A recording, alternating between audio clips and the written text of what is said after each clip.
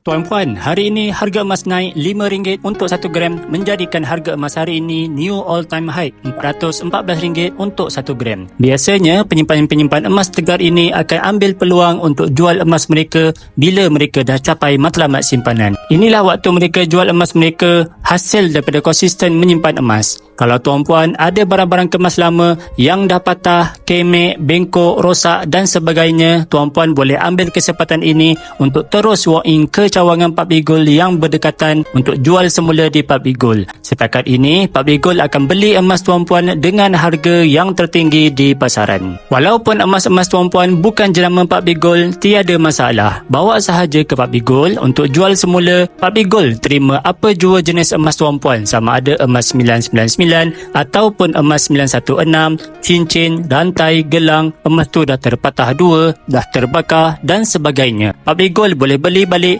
sebab Public Gold ada kilang sendiri untuk leburkan semula emas-emas tulen tuan-puan untuk diproses semula menjadi emas yang elok. Tapi bagi tuan-puan yang belum capai lagi matlamat simpanan, teruskan menabung ikut bajet masing-masing. Tak perlu risau tengok harga sebab akan datang harga emas pasti akan naik lebih tinggi. Ingat misi kita 1 kilogram untuk 1 keluarga. Bagi yang nak bermula, boleh terus rujuk pin video di profil. Teruskan follow saya untuk lebih banyak ilmu emas dan kewangan.